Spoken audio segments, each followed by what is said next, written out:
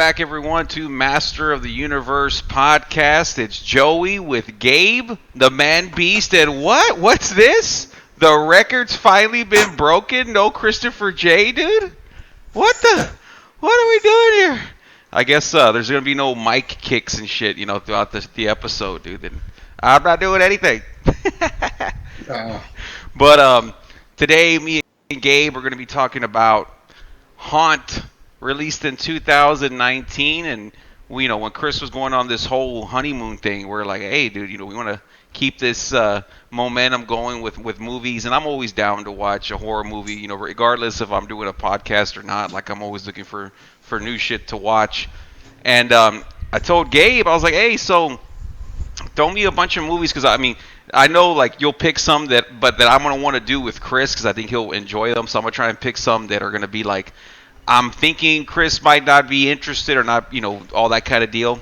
So Gabe picked one of the things on there was Haunt, and I was like, well, I've never heard of Haunt, and I was like, let me go ahead and check this one out. Long story short, I ended up loving it and was pissed off that we did it without Chris, because I thought he was really going to enjoy it. But what introduced you to Haunt, or how did you become aware of that one, dude?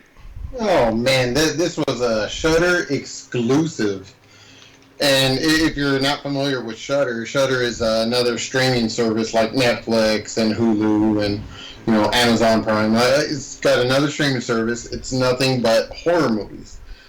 But sadly, they don't have everything. They only have some things, but they do have like their own special exclusive movies on there.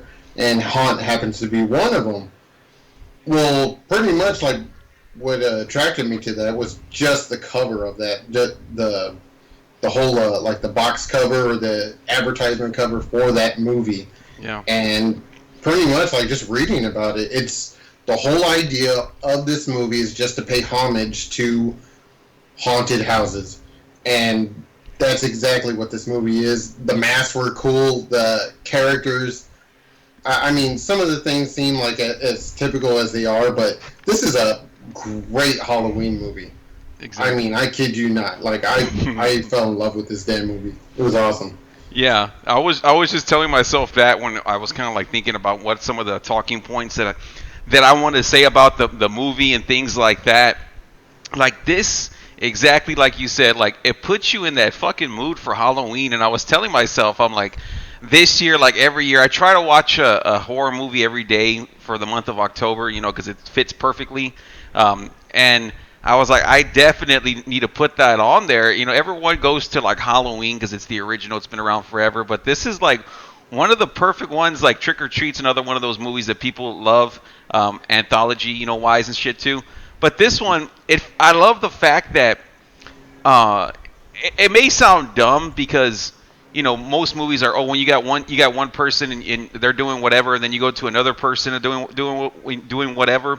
But with this film, like they do that, but it feels like real life because they're like in one area of the haunted house, and then these other people are in another area.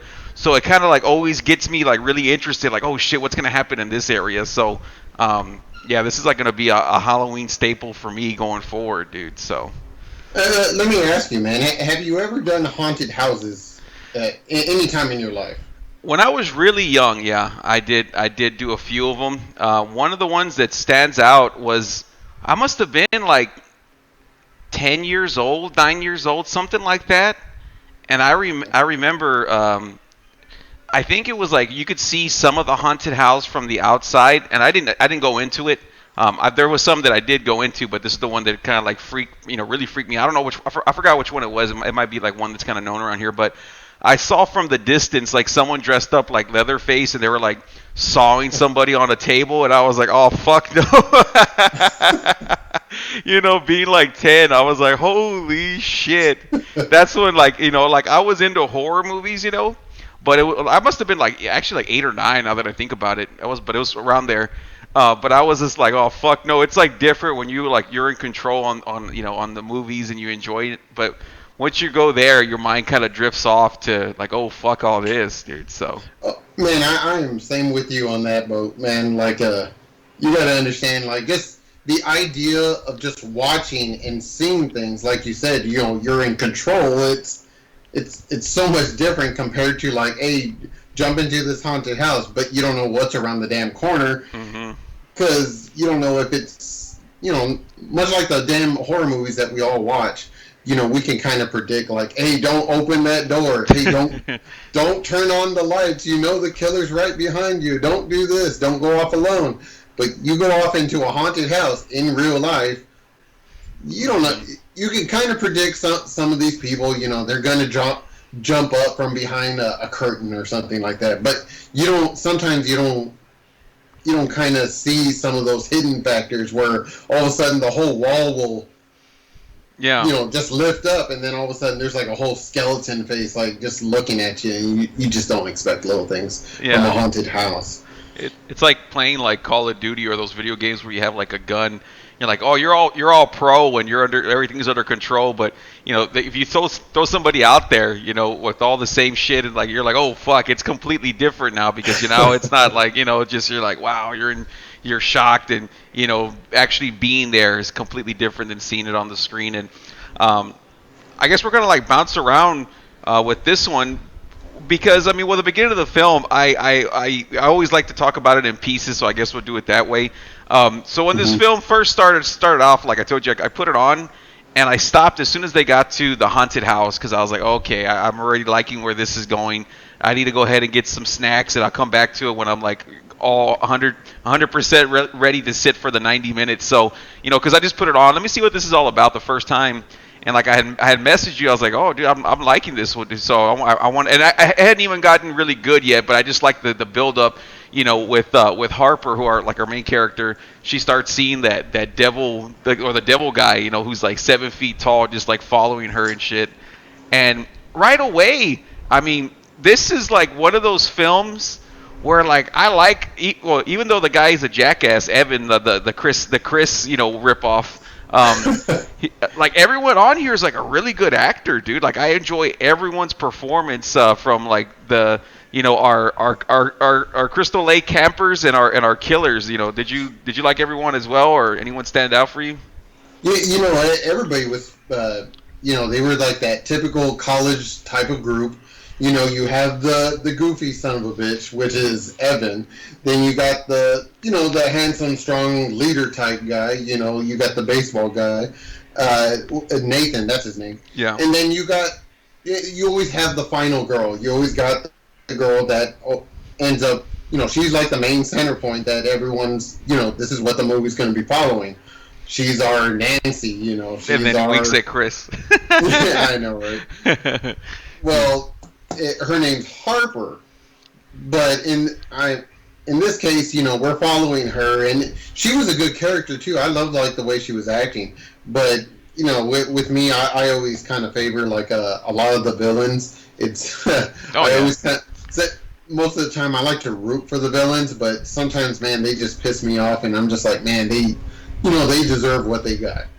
Yeah. But in this case, Harper, the main final girl for this movie, she was a good character. I liked her. I just kind of felt you'll see like the moment this movie begins, it starts up with her already starting with a tragedy or some kind of trauma, and just to give her some background, she's already putting on makeup trying to cover up this blemish or bruise on her eye, and then she's trying to cover that up. You can tell she's already in something abusive. Yeah. Later on, well, not even that much later on, probably just a couple more minutes later, her friend jumps in and then ends up saying, you got to dump this abusive guy. He's no good for you. All this stuff. So you can already get a background on. Yeah, that's what kind of a character she is. But I kind of felt like it didn't really had too much to do with the movie other than her wanting to survive. Exactly. No, I'm glad because you had took the words right out of my mouth. It's like I liked that part that they gave her some kind of background, but it's like typically if you're gonna give background like that, it's gonna be some kind of like it comes full circle but it just really didn't do anything. Like I liked the story, but it's like you said, it was like so like I was like I didn't understand at first because like I was watching it, I would get like all focused on like, oh, where's the zombie guy? Where's this guy? And then when they went off screen, and then I started like putting the pieces of the puzzle together, and I was like, so where's his boyfriend? Is he gonna come save the day? He ends up, showing up way later in the film, and like that's it. We have all this, trauma, and he just shows up for 2 minutes. And I mean, I get like it would have been much better had we heard messages from him, or she starts having flashbacks where we see him, but we only see him like 2 or 3 different times, like when he calls and the clown answers, and then and then when Nathan sends the location, and then when he shows up. So we see him like 3 times, and that's it. And it was kind of like, well, I mean, honestly, I think that would have been a really great part, because like for his character, because like in this kind of segment, like in the beginning, just like I had said, you get the idea like this guy is like a badass, like he is like, extremely abusive, he is like beating on her, like he's like a tough badass. Even when they show a pic of him and Harper together, them taking like a little selfie together, they're together. And even then, like, he's making like a frowning face, so you get the idea like, man, this guy's a dick. Yeah. I already know I don't like this guy. But just like how you said, later on, they end up sending a location from Harper's phone to his phone. So, because they're in trouble, they're in need of help. So he gets the message, or he gets the location, so he ends up driving there. So here I'm thinking like, oh man, You know what? Assuming that this guy is that much of a badass, he's beating on this chick, he's making this ugly face on the damn phone in that photo together, you would think this guy's going to come in here, he's going to start showing like what kind of badass he is, he's going to start whooping ass left or right. Yeah. No, he ended up dying like not even that much longer after he showed up. Yeah. I had thought the same thing. Like, kind of like starting off with her character, I guess we'll like jump around with that, but it's like, I expected him to show up and just start killing all the bad guys. I guess he's like, he's aware he's a tough guy, but it was like he stood no chance, and he ends up getting killed by the clown, or he gets shot in the neck with a dart, and then he gets his fucking head smashed in. I would have liked, just talking about it, is that he was like actually one of the masked characters or some shit, like, like the skull guy, like he that would have been badass for There's Always the Car That Gets Over on our podcast. They always show up through the random buzzer. But I would have loved for that kind of be like, because it's like these people are all psycho and they have all that. It would have been like really cool for him to be like that skull master looking motherfucker. So he's just also too. If you notice, I hate to jump like a little towards the end, but there's a scene where every character, all the villain characters in here are all wearing masks.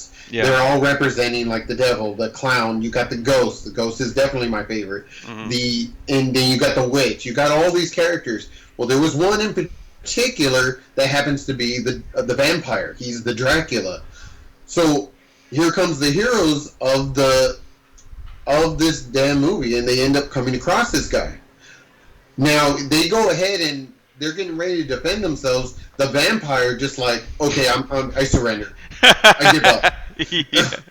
But what was cool though is that he gives up, he throws off his mask, and he starts giving a little background on like what happened, like why these people are here. He's all, look man, I didn't realize it was going to be like this. I'm their errand boy. I haven't, all I've been doing is supporting them. I haven't done nothing. I haven't killed anybody. And they told me if I end up killing someone, I can earn my face. Now, if you're probably understanding, like, what does that mean by earn my face? Underneath each mask, these people, their faces are representing the mask that they're wearing. Like, I mean, these people are deformed. They are grotesque. They are ugly looking. Especially the ghost. He looks like a burn victim. Yeah. I kid you not. They're probably like, I think they were forming a cult. I think that's my idea off of this. I think it was a cult. Yeah. And they're trying to recruit new members.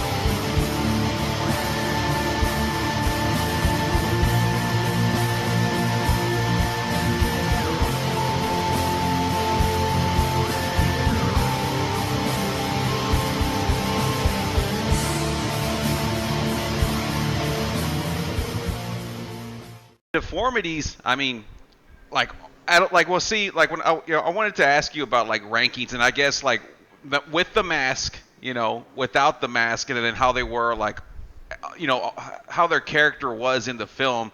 Um, I don't think we'll count the vampire guy because he's just like he doesn't really do anything till the end. Like I remember seeing him like he sees like somebody go into a room and that's where we see him, and then like he's there like damn near killing Harper, and he's like saying that he didn't know what the fuck, like you're saying, like he didn't know they were doing all this, but I mean she's there getting her skin ripped off of her hands and everything, but I mean I guess he was like kind of caught up, like I better do something or they're gonna get mad if I don't, and she escaped, and he's like, hey dude, I mean I don't know what the fuck I'm doing here, but let's just say with the mask, we got zombie, we got the clown, we got the devil, we got ghost, and we got the witch. So what, 5, right? So on the mask, I'll say for me, like my favorite mask would probably be the zombie guy. As weird as it is, I just thought it was like really weird looking, especially with the neon shit. I loved him, and then I liked the ghost. Yeah, ghost, and then the clown, and then the devil, and then the witch. So that's how I would rank just the masks. Now, how would you have just like the masks themselves? Ooh, well, just the masks themselves. I love the ghost. It just has like droopy face. Like it's just so weird looking, kind of like Scream, ghost face. Yeah. It just like how it's all stretched out and everything. And this thing, that mask was definitely my favorite. The second would probably have to be the witch. I love the witch. Then it would be the vampire, even though the character himself was stupid. I love Dracula, so I gotta go with vampire. Yeah. Yeah, definitely vampire, and then everybody else would just be like, then it would be like the clown. Yeah. Yeah, and then without the mask, because that's when that's the craziest shit. When you had told me you liked Ghost, as soon as he took off his mask, I was like, that's why he likes Ghost the most. I fucking freaked out, dude. So like going to I will get into the death scene in a little bit, but yeah, for the without the mask, yeah, Ghost is like definitely like just a gruesome looking motherfucker. I was like, holy shit. And then number 2 would be the clown, and then the witch, and then the devil, and then the last place would be that zombie guy. I didn't like the way the zombie was just like a bunch of piercings. He looked kind of like he was just missing eyebrows, but that's how I have him without the mask. Yeah. You? I mean, the devil guy looks like someone that I would just catch in Austin, walking down the street. Yeah, I was kind of I mean, I thought it looked, pretty cool, but it was like, I thought it was gonna be some crazy. After you see Ghost, and you're like, I mean, everyone else is fucking tame, Yeah, definitely. Even the witch was like pretty, like a little gruesome. Like she looked a little more like her, like her damn mask. But yeah, that devil guy was just like, I've seen too much of that. That's like a normal thing. That's not something goes to Austin. I've been to way too many concerts for me to understand that that's that's a normal thing. That's not anything weird. Yeah, exactly. All the piercings. That's why the zombie guy and the devil guy, there was this like whatever. I see that all the time now. Ghost, he had like some like his hair was like all over the place, and like it was this kind of like weird. And then he had like black tattooed on. And when they mentioned that like that they're tattoo artists, like they're like tattooing each other's face, and the devil guy had like black teeth. It was pretty crazy. But yeah, the witch, she had that weird chin and everything. She looked like a witch. I thought that was pretty freaky. And then the clown guy, I was just like, when we finally get to see him, but he's like, you're too late, Sam. Like he just looks crazy as fuck. His character kind of reminded me of pretty much, Sid Haig from House of a Thousand Corpses, Captain Spaulding. He just kind of falls in line with that. Just not as funny, though. He's just more of a serious, like, he just has that serious mean mentality where he just looks like he's ready to fuck some shit up. Yeah, but clearly he's the boss, though. Yeah, I was gonna say, it seems like he's the one that kind of like runs everything, or like basically keeps everything in order. The devil guy might be the I don't know if he was the boss, because he's like the one out there doing all the stuff. Like he's like almost like recruiting people to go. And then the clown guy is getting everything set up, and then like Ghost, he's like the main facilitator once they're inside. You know what I mean? Like he's the one that you could tell he really enjoys the killing, man. Like his death scene with Evan is fucking is brutal, dude. I was like, holy! It's like a mixture between Saw and Hellraiser and Hostel and shit. Oh yeah.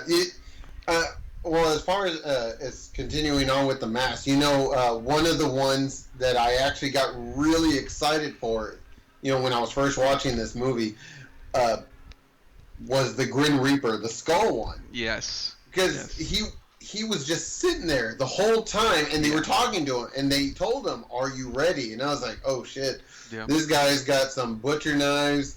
He's got to have a death scythe or something with him. That's it, man. He's coming. He's coming for Harper. He's gonna get her. That's it. He's gonna mutilate the hell out of her." Yeah. But then the character ends up dying, and I was like, "Oh, well, that was kind of sad. That was anticlimactic. What the hell?" Yeah. They take off the mask, and it just happens to be a victim wearing happens to be wearing the damn mask. They couldn't move or anything. They had to move slowly. She was all tied up and all that.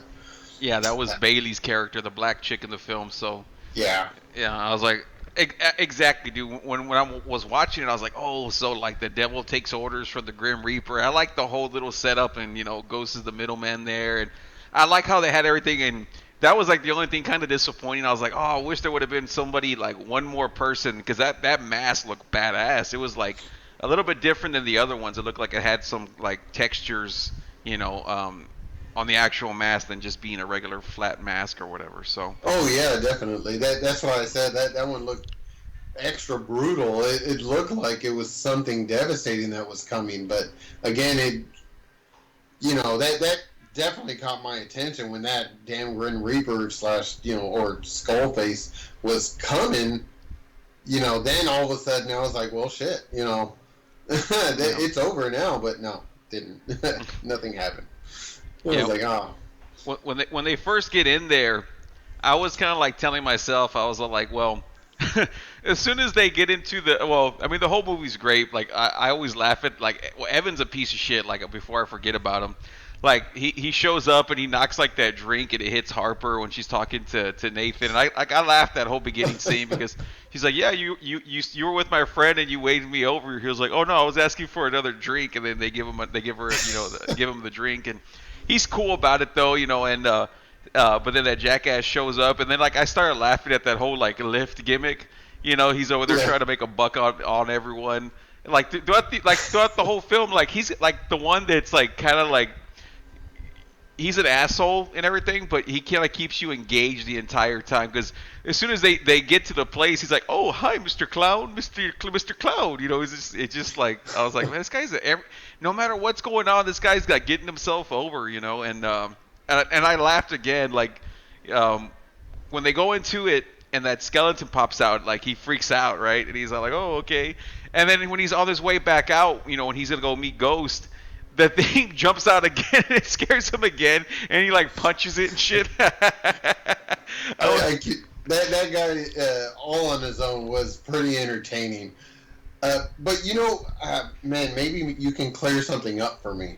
I kind of there was a little bit of an issue with this guy, and I kind of went back a couple of times and maybe I missed it.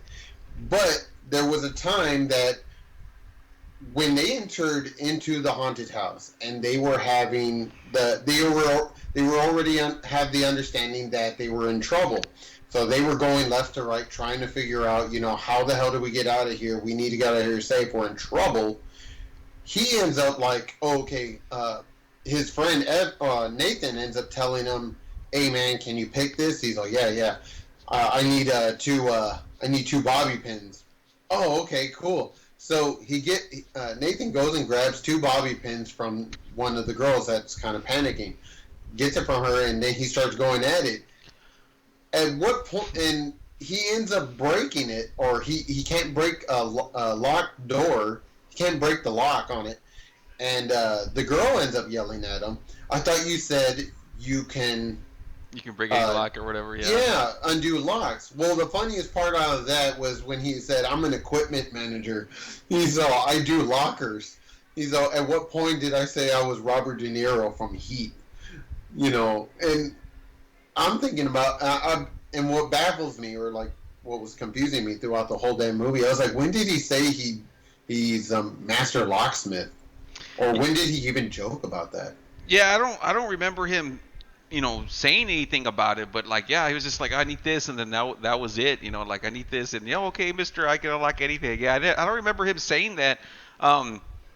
So it might have been a deleted scene. Like the old Phantasm, dude. There might be 3 hours of footage that's missing. But yeah, I mean, I started laughing when you had said that. I didn't catch it the first time when you had sent it to me, and then like the next time, like 10 minutes later, because we were watching at the same time.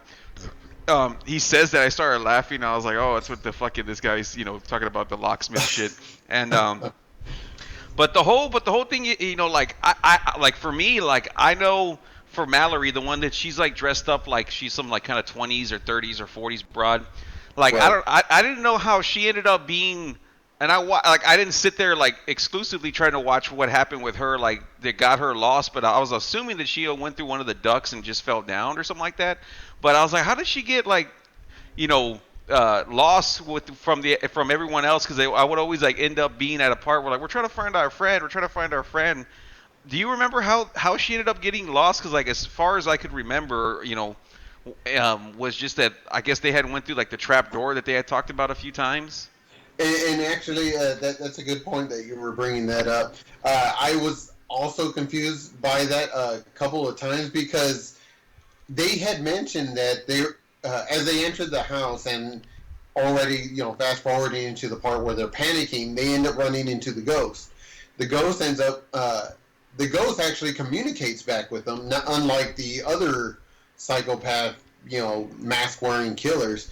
The ghost actually communicates to him and actually says, like, he acts like a concerning worker, and he's like, no, we're all about safety.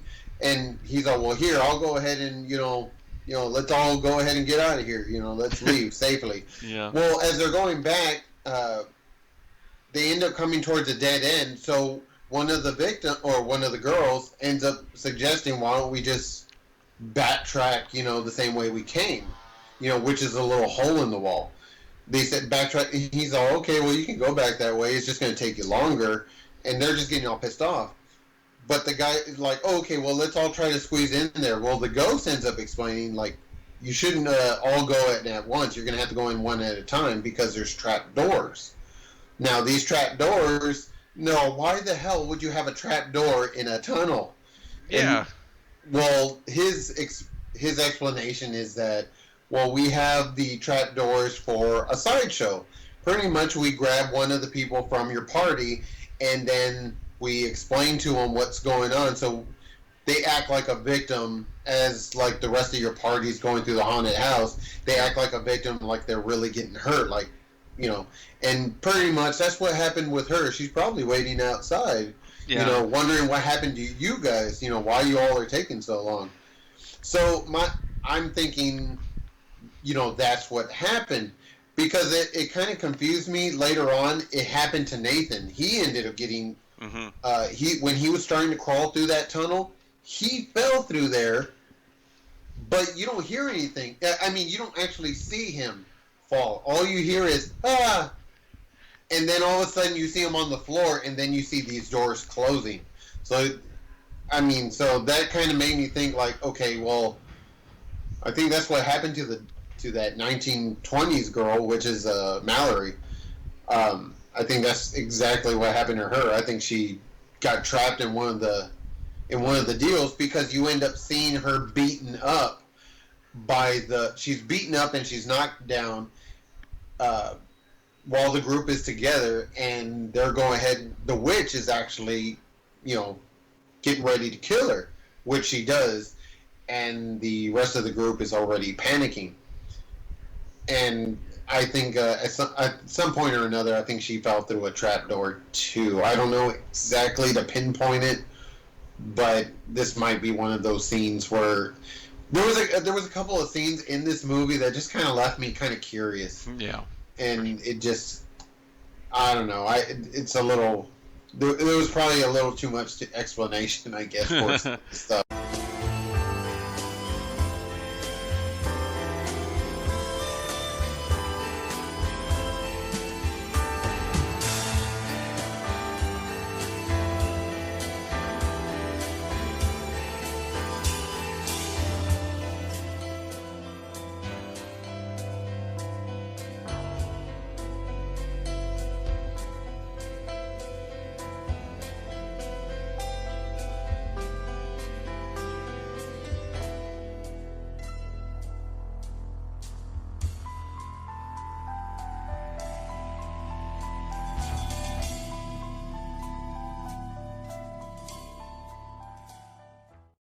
like one of the other scenes that I was like kind of like laughing at was, of course, Evan getting himself over is when I think it's him and Harper that they go into that one room with the zombie guy, and he's got the chainsaw, and he ends up falling down. He's like, "Get the fuck out of my safe space, bro!" And I was like, "This," and then the guy kind of like just stops and like looks at him, and I was like, "Oh man," like, cause like, of course you would be a little afraid seeing that happen or whatever, but like he's backing off just enough, So even though like I'm watching the movie saying like, "Oh shit," like be careful. It's like he's not overdoing it, and you're at a haunted house. I mean, of course they're gonna try and get close to you and scare you. He's not like touching you yet, but of course he gets all piece of shit mode, and I was like, oh my god. So I was like, when I first saw it, I was like, man, this guy's gonna get killed right then and there. I thought the guy was like gonna attack him there because all these guys, they're like you said, like no one really talks except for Mitch, aka the Ghost. And I love that whole scene, like when they sent Nathan to go see the endpoint basically, and he runs into that one room where it's all like a bunch of sheets, and Ghost like kind of like walks away. He's like, my friend needs help. He's like, oh wait, you say someone's hurt, or something like that. He's like really playing it up, and he's all like, yeah. He's like, follow me. He's all like, well, my friends are waiting for me, and he's just like, let me go get something real quick. Like I just love the way he kind of like plays to where, he sounds believable, but watching a horror movie, like, nah, there's something's up with this guy. But he sounds so convincing, like, let me go get something real quick, And he's like, is she bleeding? Like, I know. He's like, what does he say? He's like, we take, safety is a big priority here. And of course, Evan like gets in his face again, like, don't you fucking talk to me about safety. I'm like, this guy's a fucking loose cannon, man. He's always like yelling at people, dude. I'm like, so I love, like, out of this whole movie, like everything was great about it, but when Evan was outside and he's like, where the fuck's the lockbox? He's like, someone's getting it, and he's just like, where's my friends? And he's just like, they're right behind me, and he's still kind of like, where is everyone? He's still waiting for it. He's like, did you still want to see my face? I was like, oh shit, and I didn't expect any of that at all. But I was just like, he's like, what? He's like, it's whatever, man. He's like, well, I'm just curious, because you said you wanted to see my face, and he's like, it's a little bit of a work in progress. And I was just like, I love that whole scene. Like, I wouldn't say, tell somebody like, oh, just watch that scene because you're gonna spoil the whole movie. But if you're like, nah, I don't want to watch this movie, just watch this little 1-2 minute scene, and I guarantee you're like, I need to see what the fuck this movie's all about, because I love that part. So, I mean, when you're watching like any of all these unmaskings or that scene, dude, I mean, did you pop the same way, that I did when that motherfucker's, that's, to me, that's brilliant acting. You don't see that kind of like build up in a horror movie, No, I definitely got excited for that too. And then he's there, and when he was talking during that whole deal, like, he's holding that hammer in his hand, and Evan, the loudmouth loose cannon, is, as you were saying, he's there. He's like, all of a sudden, he's like, no, it's cool. I don't need to see your face, because he sees that damn hammer in his hand, and he's thinking like, oh, all I have to do is. Before I was tough because I had all my friends with me and I had that crowbar, but now, now I'm by myself, and this guy has the sides had switched. Now the guy has a hammer in his hand, and I don't think I could take him with a weapon in his hand. He's all of a sudden chickening out a bit. He's like, no, it's cool, man. It's all right. Yeah. No, well, you wanted to see my face before. Yeah. Why don't you want to see it now? I was wondering why you don't want to see my face. Yeah, he's like, oh shit. So then you don't get to see him take it off, because at that point Evan's already down on the ground bleeding, and then you see his face. You see the mask already off, and he's breathing all heavy and shit. Oh man, this guy is. And for him to say like, "Oh, my face was a work in progress," I'm like, "What do you mean work in progress, man? You're already mutilated. How farther can you go? Are you?" But see his nose and shit. Yeah, it was like he chopped off his nose. He must have burnt his skin or something. It was like a cleaner version of like Freddy Krueger's face. Like I can't. Like he really like I don't know how he molded his skin to melt like that, but without tearing it apart. But man, it's gruesome. Even his what was it? His left eye was all Weird you know. looking, yeah. Yeah, it was all looking off to the side and everything. I don't even know what he's looking at. Yeah, it was terrible. But yeah, it was badass though. I love that part, man. Yeah, and then towards the end, like we have Angela, and how does I think Angela gets stabbed? Does she get? Oh, she gets the pitchfork in the head too. She's the nurse one. I thought she was like Hispanic or something, but I think she's like an Indian or some shit like that. Looking online, but she looked Hispanic in the film. But yeah, I thought she was probably the finest of the chicks, the nurse chick, and like the dead nurse. She had like a fake, like if she had stitches on her forehead, shit like that. Um, but towards the end, yeah, just Nathan and Harper. And it kind of reminded me of the Joker, some of these lines, because like the devil that we had talked about, Sam and all that. She's like, "Don't hurt me, Sam," when Harper's there with him, and he's like, "Who's Sam?" And he's like, "You have a pretty face." He's like, "Let's take that face off," or something like that. And I just got like a Joker vibe. And then Nathan comes in with the nail gun and shoots the shit out of him, and that's when she ends up going into some like room where like there's words on the wall and shit like that. And long story short, she ends up like getting out of there, but there's like a shotgun that's like triggers once you open the lock, and she ends up poking that motherfucker's eye out and blowing his head off, when she pushes him up. And I thought that part was badass. And then Ghost ends up fighting with Nathan, when he sends that thing, and he had says something like, you want to know my name or something like that, because he had asked for his last name. What's your last name, Mitch? He's like, you said something like, oh, you want to know my name or something like that. And that's when Harper hits him. I think it's with a sledgehammer or something like that, but I guess it killed him because we don't see him after that, and they end up escaping. And that's when we meet up with that one fool, the vampire guy. And the zombie, I was like, "Who's this fucking zombie guy?" Because I didn't know. I was like, "Who's this new guy? Who's this hillbilly looking motherfucker?" And at first I didn't know that was a zombie. I thought it was just some like redneck mask, because they had the same amount of teeth and shit.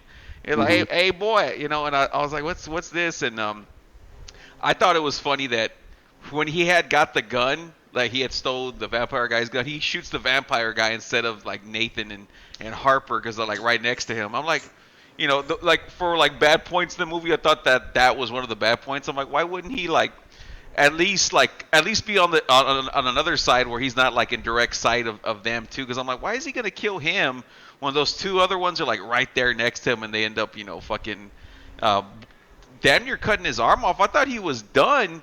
But then when they're jumping the fence, he's like comes back out with the gun again, and he shoots Nathan. Nathan baseball bats his ass. So anything during that whole like ending segment that you wanted to talk about or anything like that? Oh, definitely. Like I kid you not. I was thinking throughout this whole damn.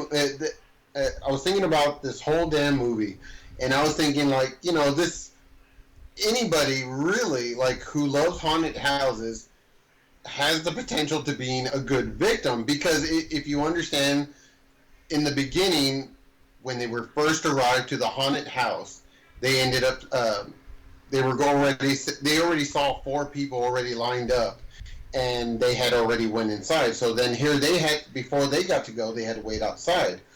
And so thinking that this is an actual real attraction, anybody really thinking like, oh, we're going to get scared, and they had the potential of being a victim. And I was thinking I was trying to put myself in this position.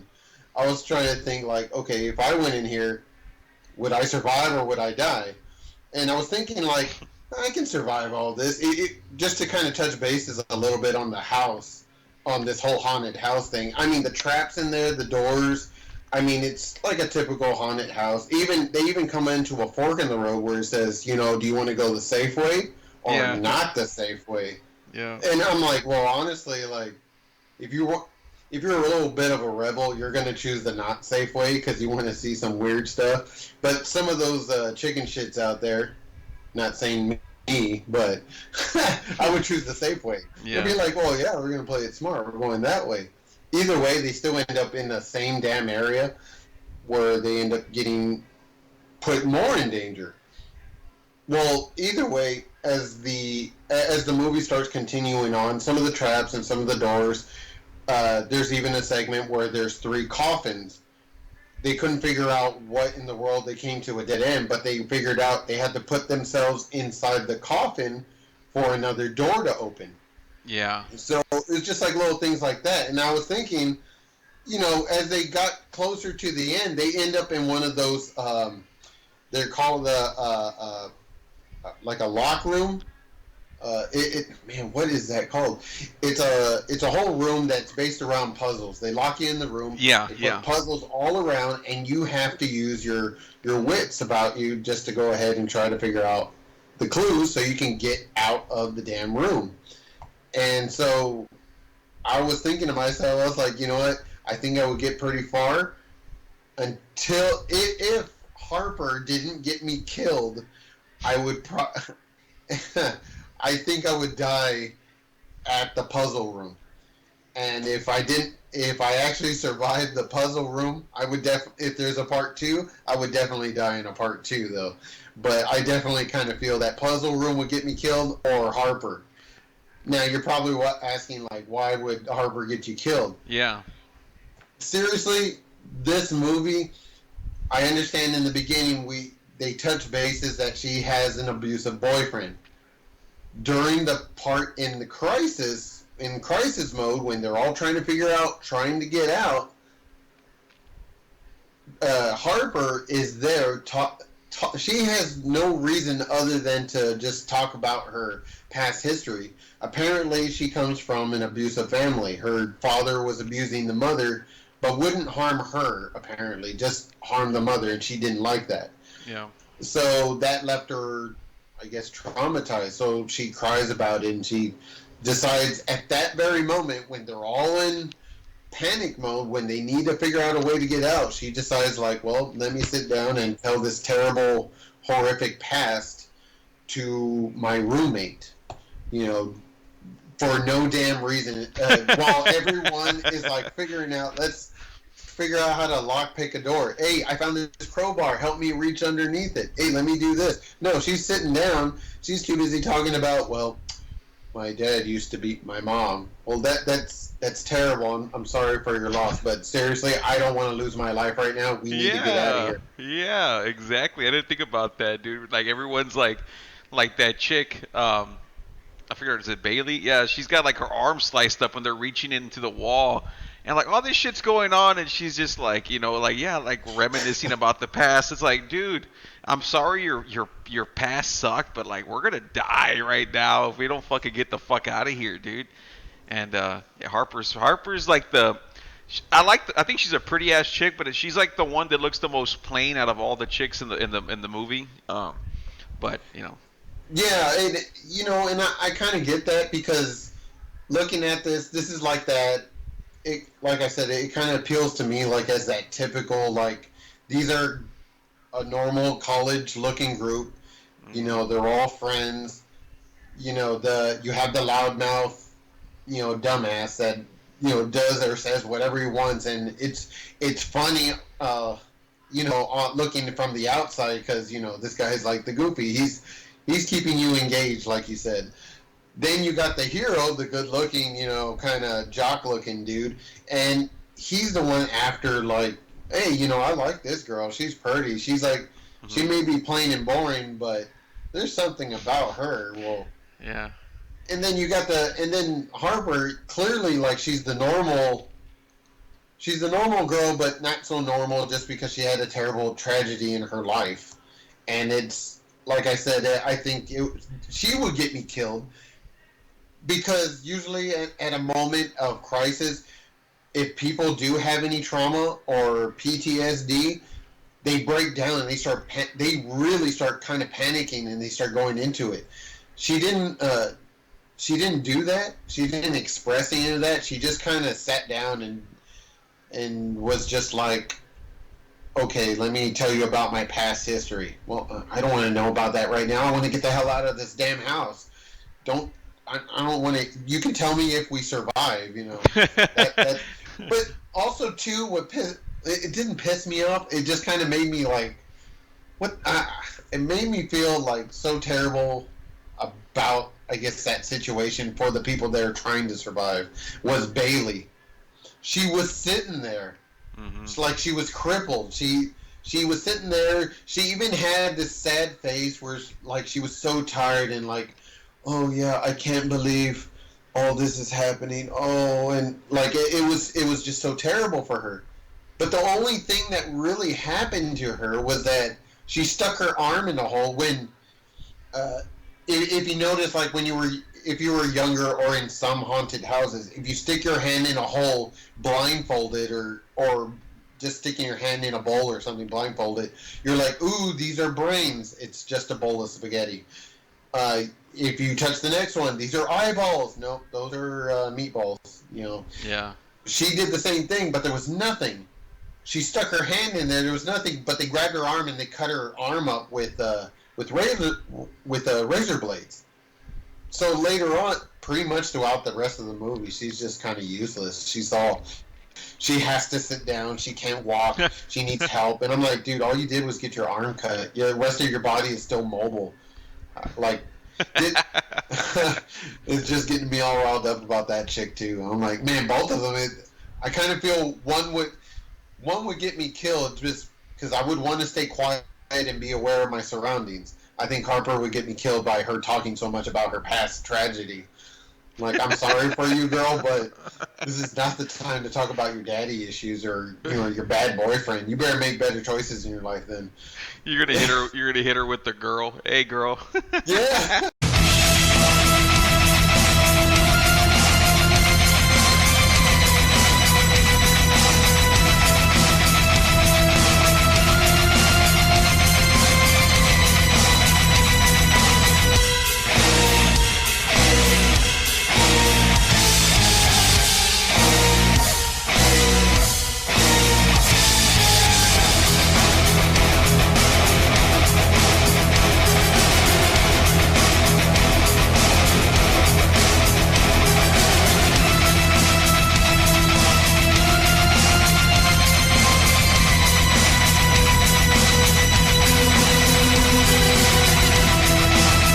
Talk about how she's like on the ground, dude. She's like she's. I mean, I know like you're bleeding and shit. Like, just wrap it up and move on with your life. It's not like like your legs torn off. I'm like, and I saw like fucking what's his name, Nathan. He gets like shot and he still ends up killing the fucking zombie guy at the end after all the shit that he's been through.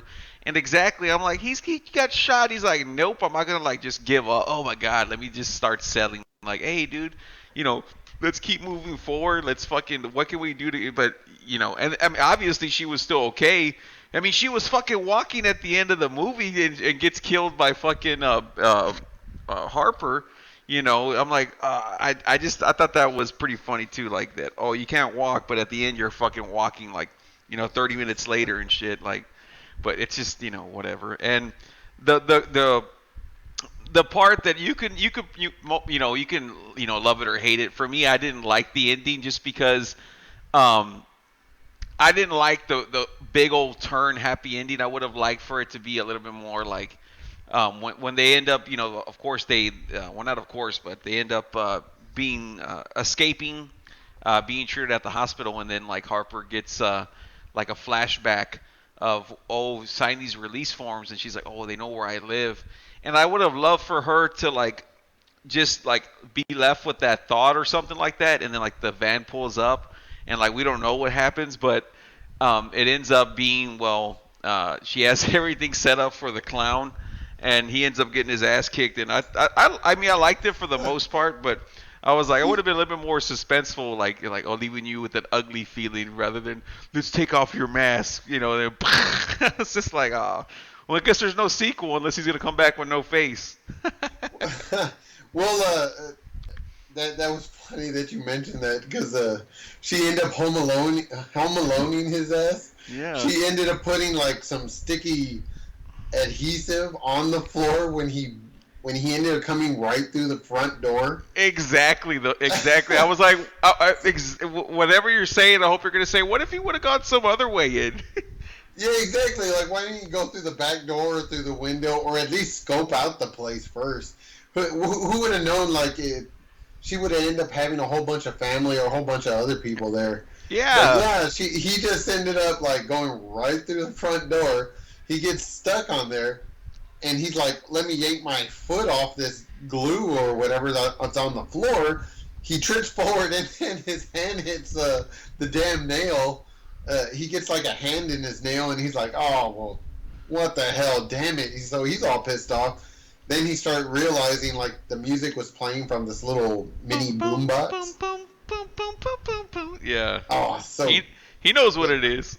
yeah, he knows what's happening. And then, you know, awesome enough, the girl ends up surviving.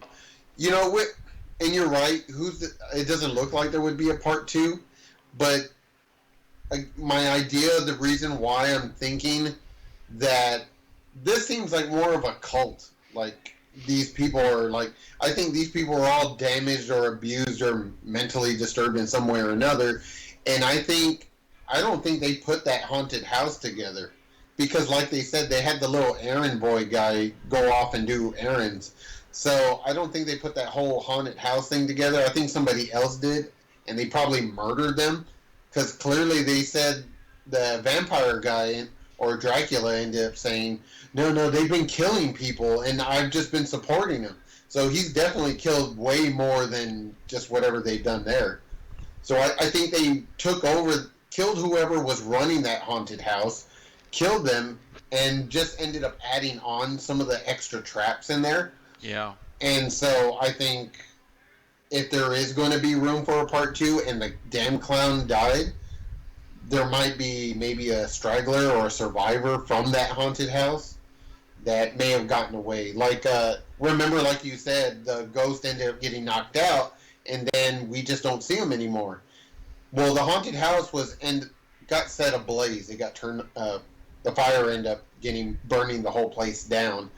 But who's to say that the ghosts, just didn't get up? Yeah, ghost and zombie, they can still survive. I mean, I don't think your chances of survival are good getting hit in the face with a baseball bat, but I mean, it's still. I mean, zombie and ghost could still, make it through. It'd be cool to see them, like, because yeah, Ghost is a badass character, dude. Like, he's like, seeing this kind of film, it's like seeing like Freddy, Jason, Michael Myers, all those kind of like gimmicks together in like one movie where everyone's kind of got their own thing going and it's entertaining. And especially like, Ghost, like you said, he talks a lot, just like he's Freddy. One of those guys that's gonna like, have character, not just a look. So, yeah, that whole ending, I started laughing. I was like, what if he didn't use the front door? I was like, this bitch was gonna fucking, make a bet on that. I was like, man, are you kidding me? Like, fuck all that. Like, I'm gonna wait for this guy. I would have been there, like, hey, I would have invited like 20 friends. Hey, this jackass is gonna be here any moment now. But she's like, no, she's just, I got everything set up, and oh my god, I was having a heart attack. But that was probably like my only problem really with the film was that one, and then Bailey's, selling the arm for the whole movie, but she's walking, at the end. So you know what? I was reading about this, and I found like a neat little tidbit about this damn movie. Was the director? The directors were Scott Beck and Bryan Woods, and they're also the writers for this damn movie. What was funny is that they, at the same time, while they were writing and creating this movie, they also were writing and creating at the same time the movie A Quiet Place. Mm-hmm. If you ever seen that one. And so I was kind of thinking, like, if they were both doing the movie at the same time, who's to say that, some scenes from this one should have been in the other, and they just got the pages mixed up or something. But I thought that was pretty. I thought that was pretty neat, though, for them to be creating something at the same time during the, and with both having the expectations of either film being made, actually. But they both got picked up, and this movie had like a $5 million budget. Yeah, yeah, I had saw that. Yeah, I've never seen A Quiet Place, but like I've always heard about that movie. I've always heard that title.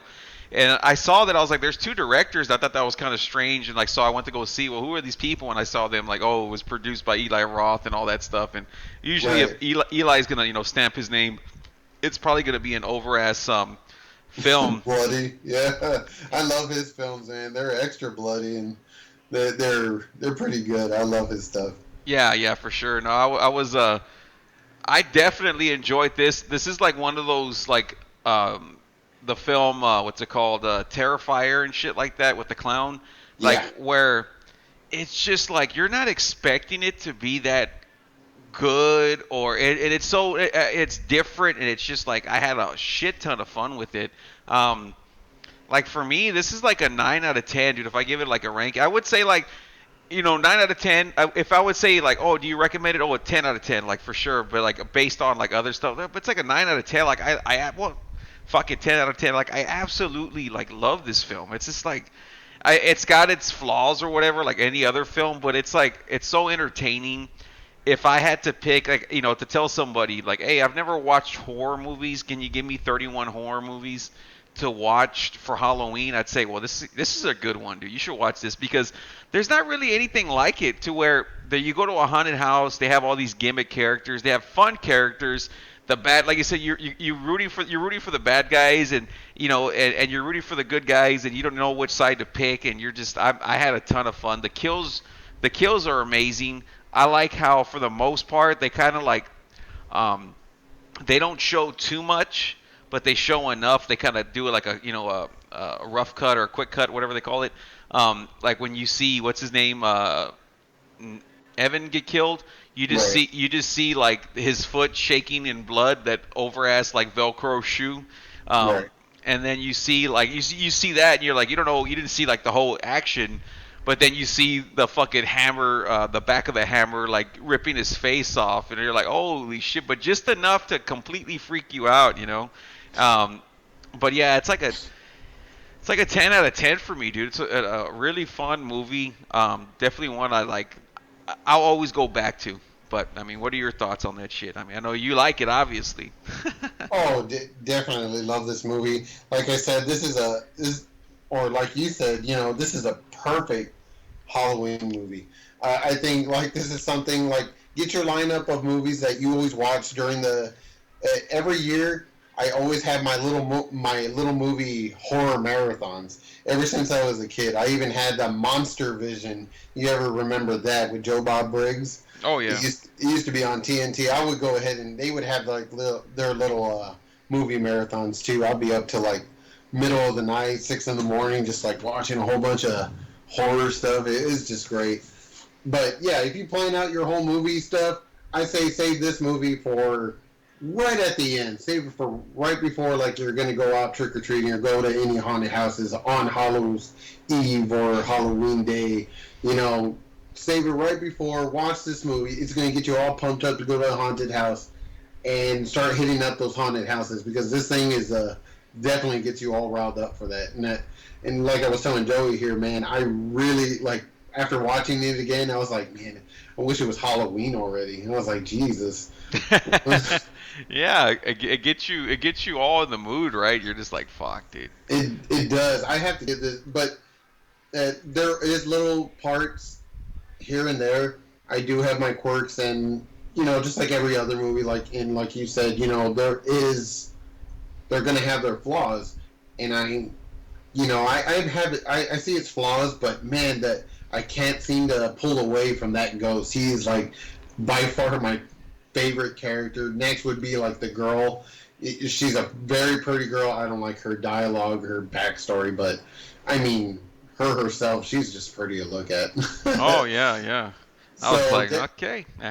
Yeah, I'm all right. I'll pause it a little bit. I'm like, yep, you're good, and just go ahead and push play again. So out of this whole movie, I'm gonna go ahead and give it at least 8.5. Mm. It's great, but and I can watch it every time of the, whenever throughout the year. But I feel like it gets me all. If I watch it any other time during the year, it's just gonna get me pumped up for haunted houses and. Yeah. What am I in the middle of April right now? So going into May, yeah. So that's kind of sad about that. Still got a while.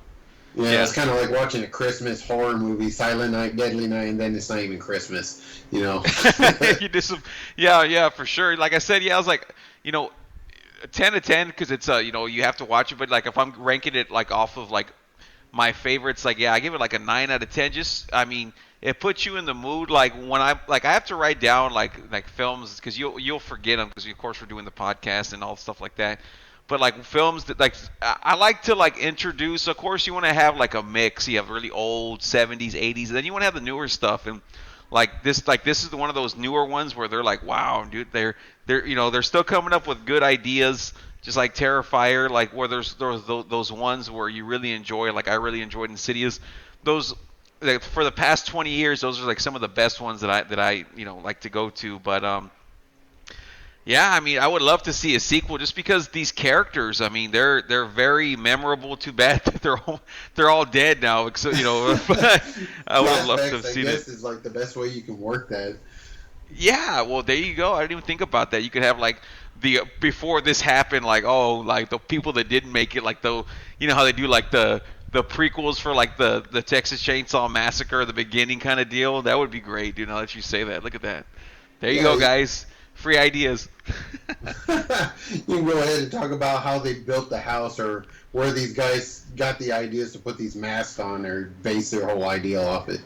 Yeah, because I mean, exactly. You can just kind of like, hey, let's do another one where it's like the very beginning on how these guys, like when they looked normal and they started doing the crazy shit, they just started, doing the deformities after that or whatever they got going on there. But Right. any other closing thoughts on Haunt, man? No, just it's a great newer movie. Mix it up with all your other horror movies. Just throw on something in, and honestly, this is a good movie to have a good beer to. Kick back, drink a couple of beers, and just kind of laugh at some of the stupid things that happen, and then be depressed that it's not Halloween yet, and then so you can go to a haunted house Oh or yeah, see some creepy stuff. But no, damn good movie though. I enjoy it. I bought the damn thing. I'll be watching it from time to time. It's definitely on my list. yeah, man. So if you've never seen this one, go ahead and like Gabe said, like hey, go buy yourself a 12 pack. Get all fucked up, right? Don't get a little buzz. Get all fucked up. Get a 12 pack. Get a little bag of popcorn, some candy, and like a good little meal pizza or something, dude, and a Dr Pepper, and then I wink at Gabe because Dr Pepper is the soda of choice on the podcast. But yeah, I mean, definitely make some time, watch this thing, and I can't wait till we come back after we broke the streak. I think this is episode 45, so Chris was on 44 of them, and I don't know what we're gonna do yet, but we'll go ahead and talk about it. So I hope you guys enjoyed this one, and we'll see you on the next one.